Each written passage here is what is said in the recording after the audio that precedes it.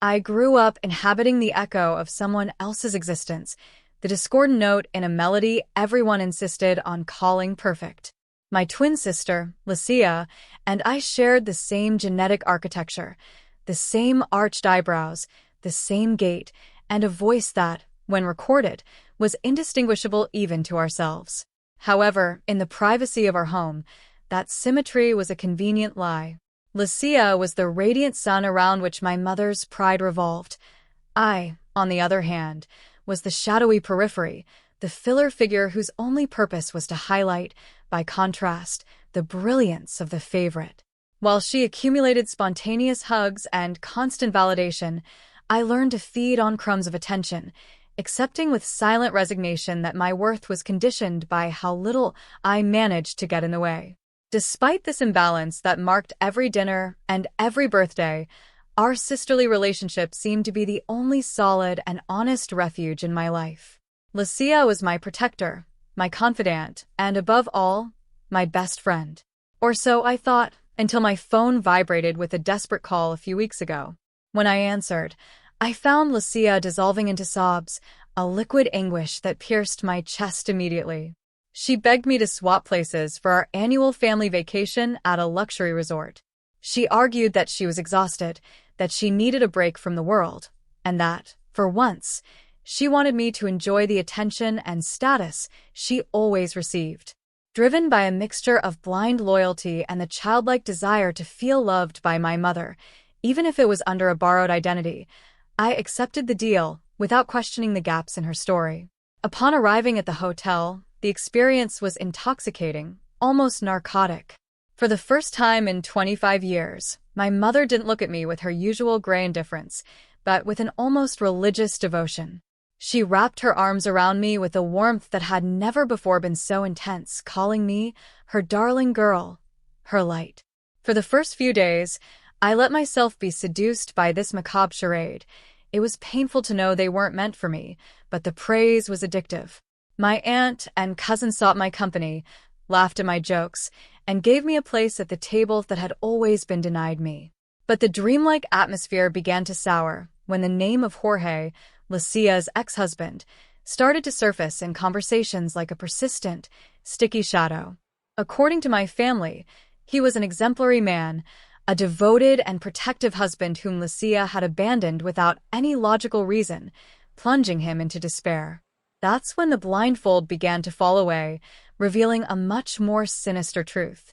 Listening to my mother's arguments about Jorge's loyalty, I recalled small pieces of a puzzle I hadn't been able to put together before.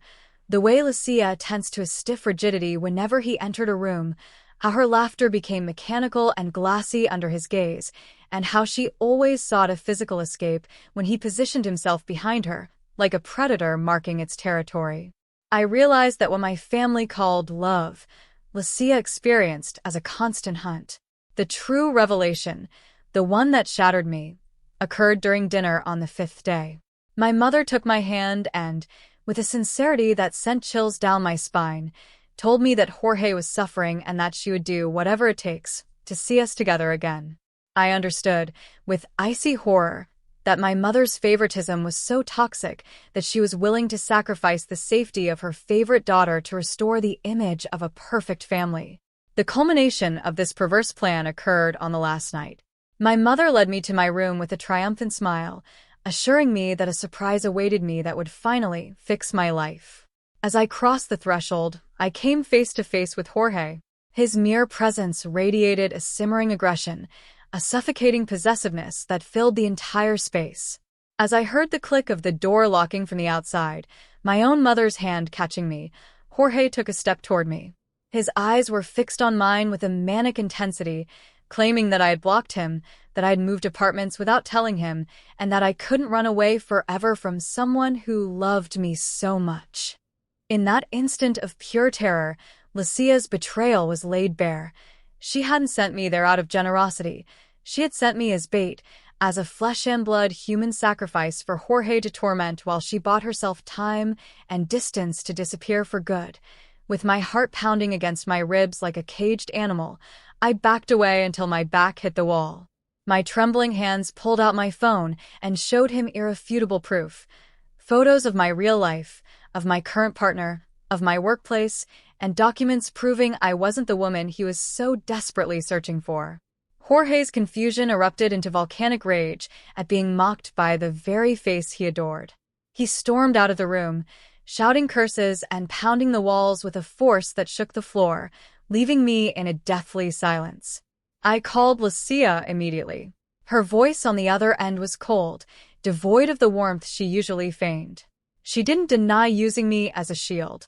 She confessed that she knew perfectly well our mother would facilitate the meeting in the room, and that I was the only card she had left to play for Jorge to unleash his obsession on the wrong person.